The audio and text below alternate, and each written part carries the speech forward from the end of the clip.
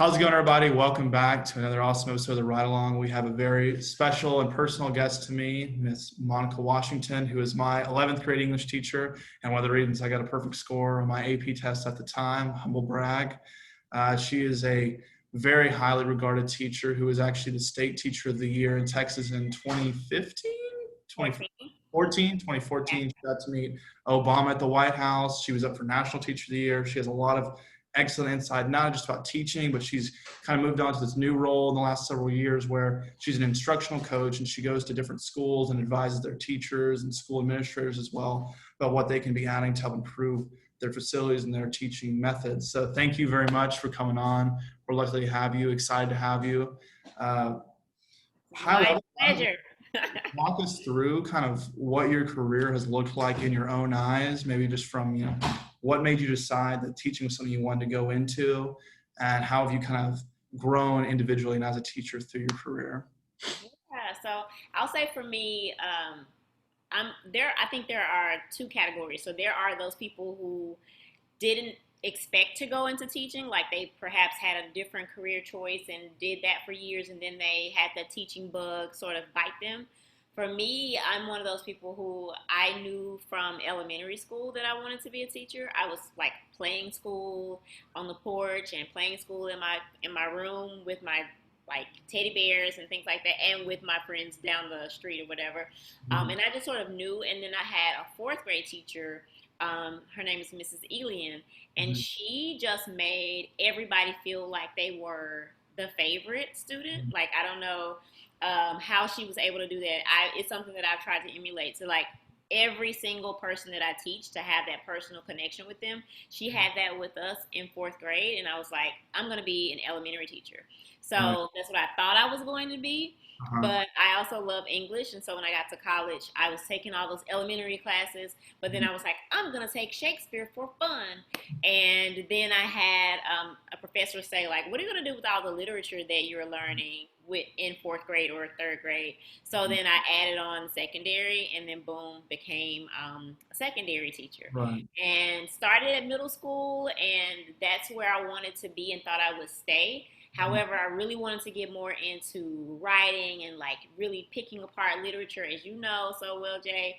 And then found myself moving to high school, left Tennessee, and eventually in 2007 moved to Texas. And as you said, by 2014, I was state teacher of the year, which was also something that I was never expecting. Right. So these things have just evolved, and I think coming into teaching was something that I did for love of learning and also to connect with students. And that connection piece, I think, grew for me in a way that not only did I want to teach, but I wanted to help my students be better people, and I wanted to advocate for them. And if there was ever anything going on and I felt like a student wasn't in the room and they needed their voices heard, I would be the teacher to say, but what are students going to think about X? And Right. so teacher and advocate is what I try to be, and it's what I hope that I am. Right. So, Getting yeah. on the advocacy angle. So say, you're back to when you're first starting teaching. Is there kind of like a mentor you had who kind of showed you a little bit of the ropes and kind of like directed you towards, this is kind of a lot of the reasoning of what we do for students that no one really knows about, it, kind of that people don't talk about enough? Or did you just pick it up more as you went down the road and got more experience? Yeah, I think that for the coming into teaching, I was told, don't be too nice. And plus, you're little, they'll run over you and go all the way to Christmas break before you smile and all that kind of like really bad advice. And Uh, I broke all of that advice the first week. I was already like high fiving kids and seventh graders and smiling, and I was like, oh, I'm doomed. uh, However, I found that that was the thing that made them connect with me more, that made them like want to stay in the room after school or show up early. And I think that I learned on my own that you can be the person who does smile, who does say like, "Oh, hey, how's your dog doing? You told me your dog was sick," uh, and also still have them to respect you.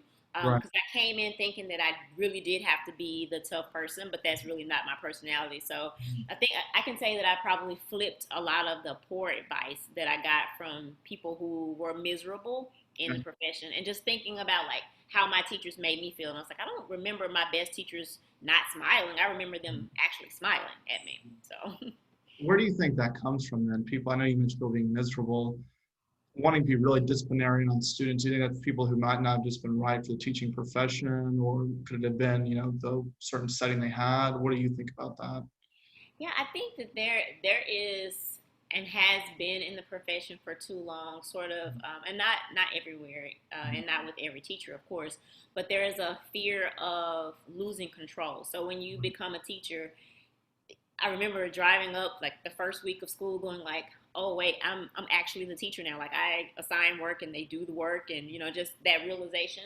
And there is always that fear of looking like you don't know what you're doing, the fear of, oh, you don't really know your content. And so, in order to keep everything sort of buttoned up, I think what some people do is they sacrifice relationships and they go in to teach content. Like I am not here to like you. I'm not here to be your friend. I'm here to teach you this math. I'm here to teach you this science. And Right. you're just teaching content, but you're not teaching people.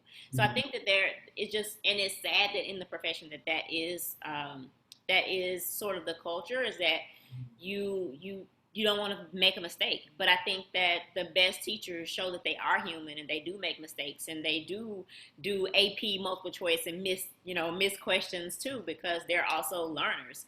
So yeah, I think it has to do with sort of the negative part of the culture of education being like a teacher must be an expert in all things when I think the teacher just has to be like the most enthusiastic learner in the room is Right. what it should be. Uh-huh. What was the student teacher process like for you when you were going through it? I know we talked with Mr. Zach about his, and it was a lot of like, he showed up and it was a coach's room. And the coach said, "All right, I'm going to be down in the field house. Here you go. You have the room." Do you kind of feel like you had a similar experience through your student teacher process? Yeah, so in Tennessee, they give you two different settings. So they try to give you like the two extremes of grade band. So one was middle school, seventh grade, and then they gave me one 11th grade class. So I spent months in each one to get a feel from both. And I'll say in one setting, in my middle school setting, it was extremely structured. The teacher, she modeled and she sort of did the slow release with me. Like, I'm going to show you sort of how I do things, but you're going to figure out your style. But you can watch mine and take the things that you like. And then she would let me practice and then she would give me feedback. And I loved it. I loved her and I hated to leave her school. The other school that I was in, the teacher was there, but she would leave, and it was like, oh, this person is here to sort of take over, and she didn't have very good command of the students' behavior. And so that was tough because I couldn't really watch her as a teacher because she was too busy trying to do discipline work a lot of times. So yeah, I think I'm glad that I sort of had those two experiences because I got to see like what it can be if you are positive and personable and organized, and what it can be if you just don't have any control. Right. So in that, I could sort of figure out what my flow should be. Uh-huh. Going into when you were, studying to be a teacher, did you talked about taking Shakespeare and stuff like that. So did you pretty much know in high school you wanted to be an English teacher specifically? Was there ever any like, I'm not sure, social studies, history, math, sciences, or anything like that were kind of tucked into? So when I realized that I needed to double my major and I was like, I'll just have elementary and I'll have high school. Right. And when I added on the high school piece, I knew that it would be English, and I knew that if I did end up teaching English and not third grade, that it would be like a combination of I would teach it in a way that I also touched on history, so Right. they would sort of meet. Because I don't think, and I've said this in class to you, like I don't think you can teach like American literature, for example, without touching on the history piece Mhm. because literature is born of history. So Right. I always knew that it would be English. Mhm. I just didn't know like what level or anything, but if I had books in front of me and a way to teach writing and to read writing, then it was going to be great. So kind of once you start, like you felt, did you ever feel like, or maybe at what stage was this where you feel like you were hitting your groove as a teacher? Was there a certain amount of time it took to where you felt like you were starting to kind of get it to where I know kind of what I'm going to do with every class that comes in? There's, unique settings with unique people, but overall, I kind of feel like I have a best good grasp on that. How much time do you think it took to really get to that level? Yeah, I think that there is something magical that happens when you hit the third year Yeah. because you've had that first year of really figuring it out and walking around the school. You have older teachers ask you, like, how's it going? And you just say, Oh, it's good because Right. you don't want to say that it's not going well. In year two, you come back with a little bit more confidence, and by year three, you have a couple years of like some tried and true things that you've done, and then you can implement some new things. And then there's something that happens at year five. There's something that happens at year 10, right? So you've developed systems, but then you start to perfect. And I'll say like even let's see, what was your year for me? Your year for me was either 18 or 19. I still was like, man, I wish I would have thought of this thing at year 15. So you're constantly changing and learning and growing and figuring out new ways to do things. I think like those are the best teachers who like throw stuff out. Like I did this for 5 years and it was fun, but what if I do this other thing? So Right. yeah, I think there's something that happens every couple of years where you get more comfortable, but you always are growing, Right. always. And I know that when I had you as a teacher, you were working on your PhD at the time. What is that, because we talk about being a constant learner. For you, knowing going in, did you kind of think that, okay, I want to go get a master's and eventually go for my PhD? Or was it something that just kind of started happening and you just kept pursuing because you fell in love with it?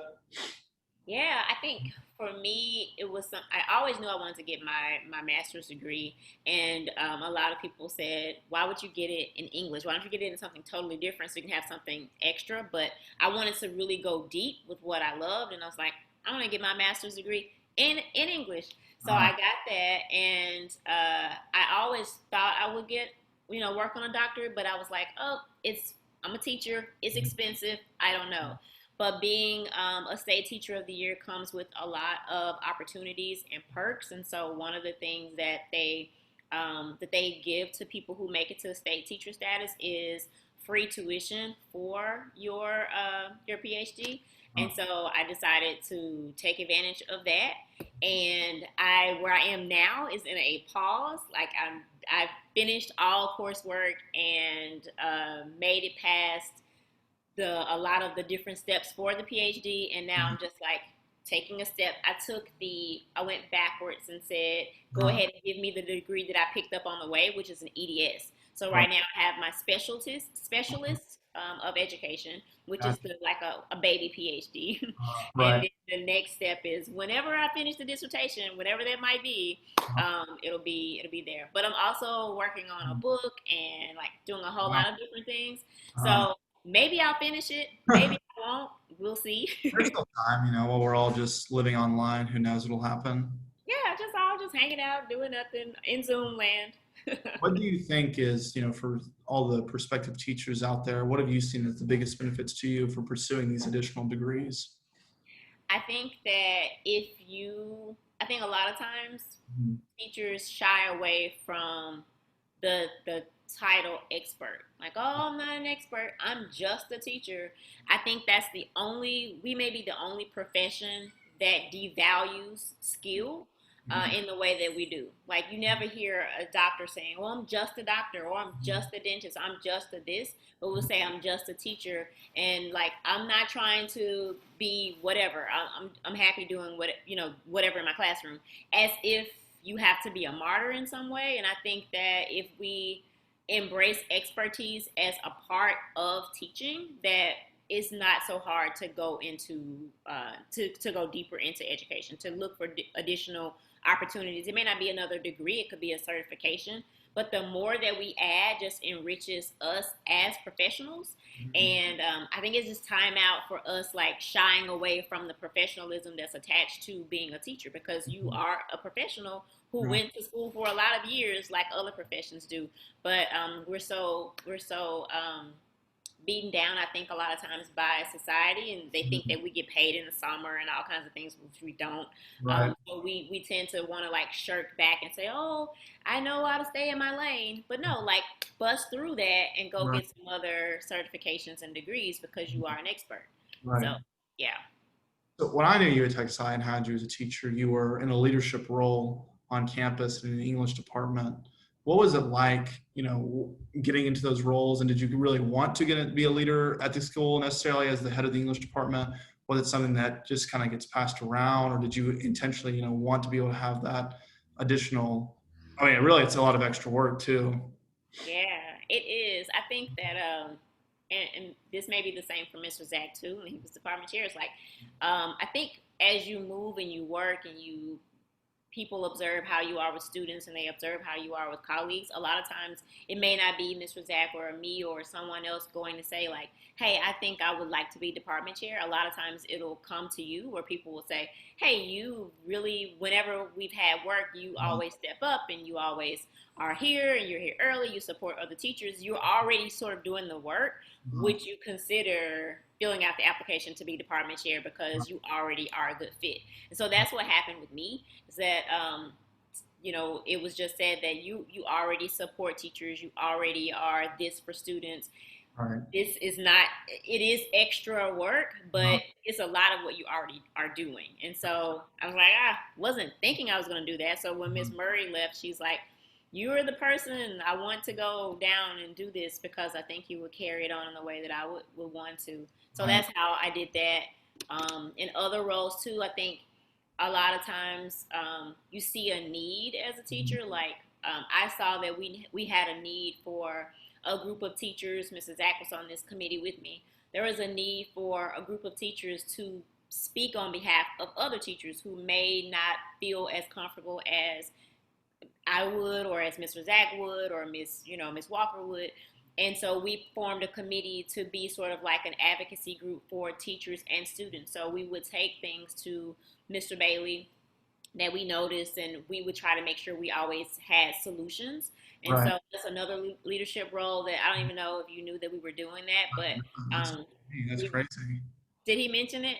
No, he did not. And I think that that really segues into my next question, which Yeah. is, do you think that there's kind of an issue in larger schools? Because Texas High, even though it is, it's small town Texarkana, it's a pretty large school with a lot of teachers, where teachers are intimidated by being in a big school. And it's, I mean, you talk about it's hard for people to get their voices heard. As from your, current experience and where you're working now, do you see that that is an issue across a lot of schools?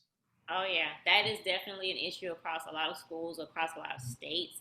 Yeah. I've talked to teachers who they have ideas or they have things that they don't feel are necessarily positive in Mhm. terms of what students experience, but Right. they're afraid to say something because they fear punishment. They fear, I really like teaching 10th Mhm. grade, biology. And Mhm. if I go and say that we are not serving our students well, they're going to bump me back down to whatever. And I don't enjoy that. So what happens is teachers a lot of times will just stifle their own voices and not say anything to protect their jobs, to protect, the subject they teach, and it's really unfortunate. And so we saw that we had a need there to do that for teachers, and we also wanted to be that voice for students. And so, as department chair, for example, a lot of times if a department member came to me and they said, this thing happened and I didn't like it, and my ninth graders are really suffering because of this, then if I had to go to the office to talk about that, I wouldn't say that so and so her students have a problem with blah blah blah. I would say it's me, right? So like I feel and I've been thinking X, and I think this would benefit, and so therefore that teacher didn't have to fear some type of retaliation or something like that. But I think it's not, that's definitely not Texas only, it's across the board. And I think that we talk a lot about empowerment and we want teachers to feel empowered. However, a lot of times there are not safe spaces and brave spaces for teachers to be able to speak up to make the change that they know. They are on the ground and they know what needs to happen. And a lot of times the status quo being challenged is not something that goes over well. So Right. And I think that really ties in kind of to my next question is, can you maybe describe at a high level what your kind of day to day looks like in your current role and a lot of what you guys do to help empower these teachers and help them, make a positive impact on their schools and communities and students? yeah. So, um, and I talked earlier about sort of having a foot in both lanes, so with teachers and also with administrators. So a typical day could be, it's just like as a teacher, you have a roster, and it's like, oh, here's everybody who's in my third period class. You're in my B3 class. So here's everybody that's in my B3 class. Right now, I'll have a roster, and it has all of my teachers on there. And this teacher is in Indiana, they teach whatever. Another teacher is in, Connecticut, and they teach history. So I have my roster of teachers that I'm going to see for that day. and I'll spend 30 minutes with that teacher. They tell me what's going on, what they want to try with their students. We'll plan something together. They'll share something with me. Maybe I have a tool that they could use, and then the next week they go and they do it with with their students. And then the following week they come back to me and they say, "Hey, I did that thing with the Great Gatsby that you talked about, and here's how it went. Here are the pictures from it." And I'm like, "Yes." So we can either continue to do something else like that, or now we can switch it up and do something different. And I don't know anybody else in the school, so it's not like I can go tattle on them and tell their principal. So it's like I'm your private person that you can talk to help you with your year. Some of the teachers are beginning their journey, like their first year, second year. Some of the teachers are 25 years in, and they're like, I need fresh ideas, and this is why I'm doing this. So the span of experience is great, and it varies. So it's fun for me to learn about all the different things that are happening across the country in different schools, and then also it's fun to see like what's similar. It's like we're in Texas and you're all the way in New York, and yes, I get what you're talking about. Right. And with principals, they, their role, one of their roles, we call principals, but really the whole thing is principal educator. They're supposed to be the top educator in the building. And so as principal educator, they are making sure that their teachers have the appropriate support and training. And so they'll come to us and they'll say, I want to get some training for my 10th grade teachers. Here is what we're noticing. What do you recommend building? So I'll build a package for them and say, like, I think first year teachers need X, and we can do a workshop on this, and then I can speak on this, and then my teammate can do whatever. So we'll make like a training package, and then we'll modify it based on what their needs are. Pre-COVID, that package could include me coming or us like doing learning walks and like seeing them in action or doing a workshop on the site. Now everything is virtual, and so that training is all through Zoom. So that's what the principals get, and that's what the teachers get. So I tell my teachers, like, I'm your person, and for principals too, like I'm your person to help you figure out how to help your teachers. So for teachers that might want to do something like this and they want to work with other educators across the country, how do they get involved with an organization like yours? Is there kind of a typical recruitment path, or is it a little more unique than that? Yeah, I think that, and there are a few companies that do this. But if you think about like instructional coaches on campus, like I know most schools already have their own instructional coaches. I think a lot of times what happens is that the coaches end up like ordering textbooks and watching the cafeteria, and they don't get to really coach the teachers on like how to teach. And Right. so I think for an organization that really is about providing that support for teachers, to have been an effective teacher yourself, like we all at Better Lesson where I work, we've been teachers before, and not just like 1 year or 2 years. We've been principals, we've been teachers, we've been coaches. And so I think bringing that experience in is top, because you have to know how to walk the walk if you're trying to coach somebody else to do it. And I think like just being able to develop relationships with teachers, with leaders, and being comfortable in all spaces. So being a student of education is so important. And I think regardless of what organization that someone may apply to, having them really be able to speak to education as a whole, federally, what's happening nationally, what's happening statewide, what are the laws, what's being passed, what is the Secretary of Education doing, like knowing that stuff is so good, and it gives you sort of the backbone and the background to be able to do the work on the ground. And so anybody who wants to do it, it's like being an instructional coach nationally, which is what it is. So having that experience, helping people, helping other teachers on a small scale, and then learning and knowing how to sort of scale that up is really important. What was the experience like for you going from being a teacher, being in the classroom every day, personally interacting with students to, really a professor and a teacher now to other teachers? Was that Yeah. a pretty strange transition at the beginning, or? Oh my gosh. Yes, it was really hard, and I almost didn't. I wasn't sure if I wanted to come. I got to Christmas break, and I was like, or winter holiday. It's like, I don't know if this is where I want to be. I can go back to my classroom anytime because I know that, because I was missing having my own. Like, I would come up with all these things, and I was like, dang it, I didn't think about doing that when I was a teacher, but I just came up with this brilliant idea. And I don't even get to see what kids are going to do with it. Like, what are they going to write? So I missed it. When school went back, when I wasn't going back, that was hard. However, just when I have a teacher come back and tell me, like, guess what happened? Look at these projects with me. Look at what this student wrote. Let's watch these videos. Then it's like, like those students may not ever know me, but something that I built helped them like Right. history better or English Mhm. better. So it has gotten better, but Mhm. I still miss it. Yeah. What would you say, and this is a tough question, and I'm about to have two somewhat tough questions, but what, Okay. in your opinion, the most positive experience that you've had, just through teaching and through this whole crazy career journey? And it can either be an interaction with a student or just something you've learned as you've gone through. Hmm. One of the most positive. Mhm. I think that I think that each year I see that group of students as, and it sounds so cliche and frou-frou, but like we really do become a family. Like I look forward so much to like what's happening with each person, seeing them grow, and like it's the piece afterwards too, like when they're not my student anymore, and I can see like you and like see people on Facebook doing great things and getting married, and I get invited to weddings and all of those things. It's just like that. It's not contained in the box of the classroom. Is that those relationships spill out? If they're good relationships, they spill outside of the classroom and they follow you for years and years and years to come. Like that's the biggest positive ever. Like I was last week working with a student I had even before you. She's working on her master's, and we were working on her research question for her research paper.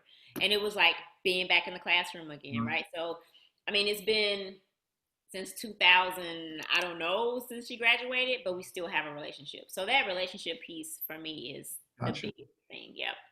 So, now looking at teaching, I mean, everything has changed in the last 6 months and in ways that no one had any idea what was going to happen, really. Do you think there's going to be some lasting changes that we'll see? Or do you think that there's going to be kind of this big itch to go back to normal in a year or 2 years, whenever the timetable is for that? Because, I mean, you're probably one of those people who's really on the front lines of you're having to advise schools all across the country. And there are so many probably different stages and whatnot.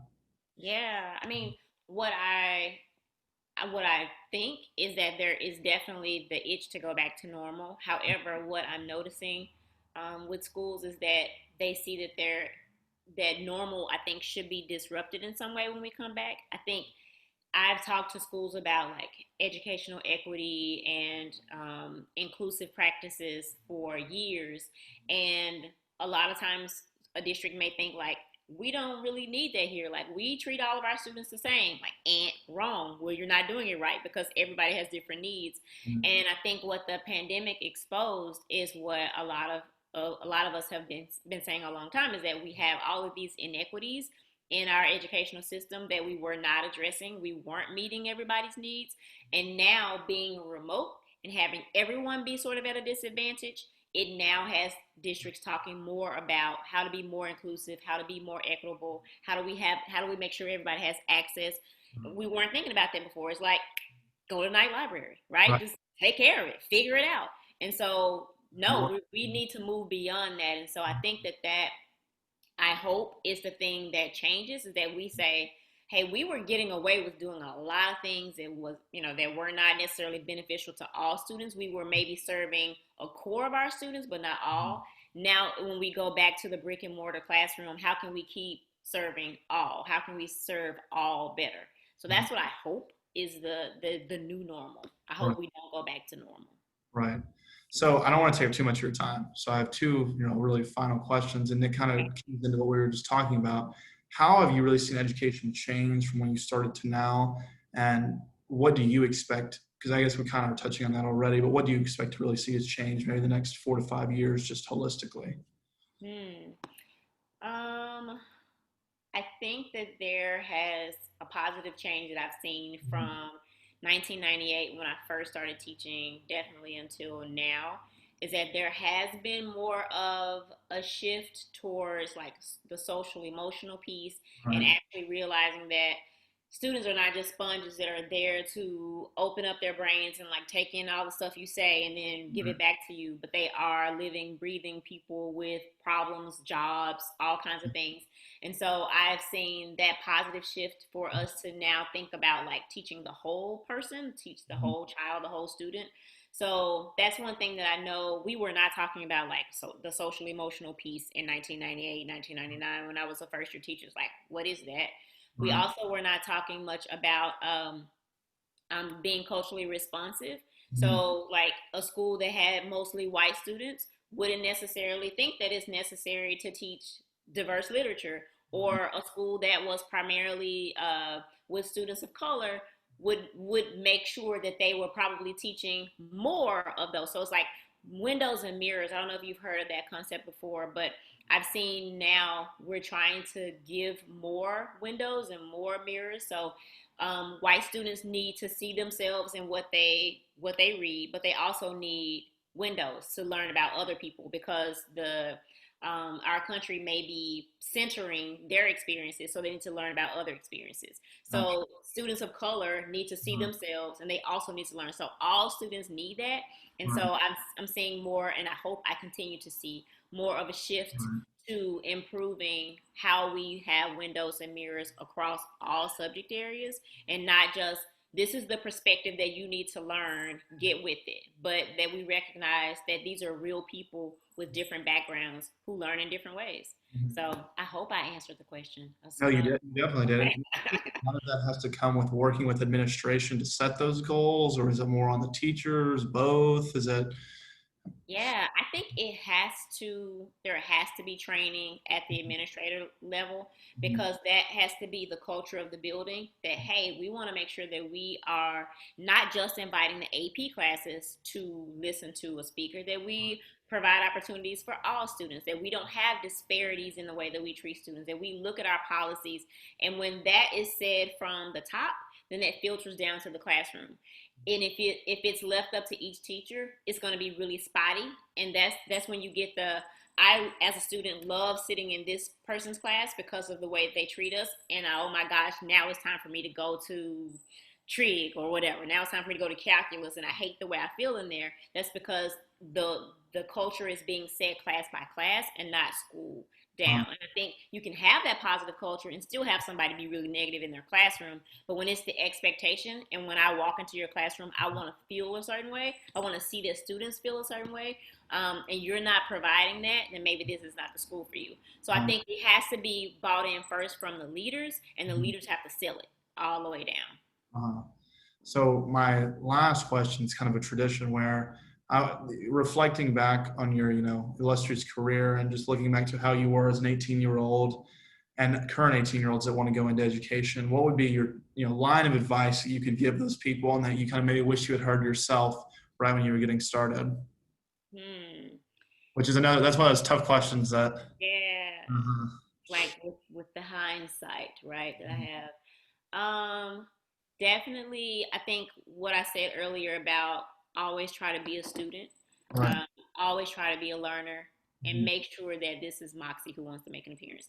Uh-huh. Always try to make sure that you are building learning experiences Mhm. that inspire other learning experiences. Mhm. Always make sure that even when it's tough, um, I wish someone had said like, and I don't have a problem speaking up, but I know I have friends who were like, nobody ever told me that I should use my voice. I Right. think I wish someone would have told me it's Mhm. important for you to use your teacher voice, Mhm. to use your leader voice throughout, and you are a leader beyond the four walls of your classroom.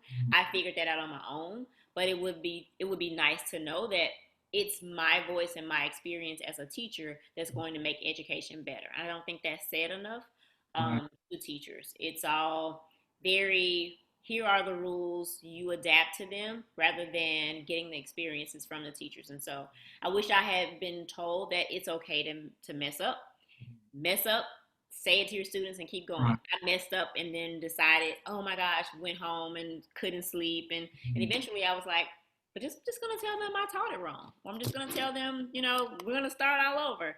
So Mhm. I wish someone had lowered the stakes and said, go in, learn, have fun, and every year you're going to grow, and don't be so hard on yourself. Mhm. Yeah, I think that's a really great way to sum it up. And I mean, thank you to you and all our educators out there who are going through something I can't even really imagine what it's like. We really appreciate you two taking the time out of your day to come speak with me and all our other students. Thank you again to all our listeners out there. We'll have, as always, much more exciting stuff headed up on the way. Once again, thank you again, Ms. Washington. We really appreciate it. Thank you for having me. This made my week. It made my whole quarantine. Well, thank you Good very talk much. to you. Thank you, Jay.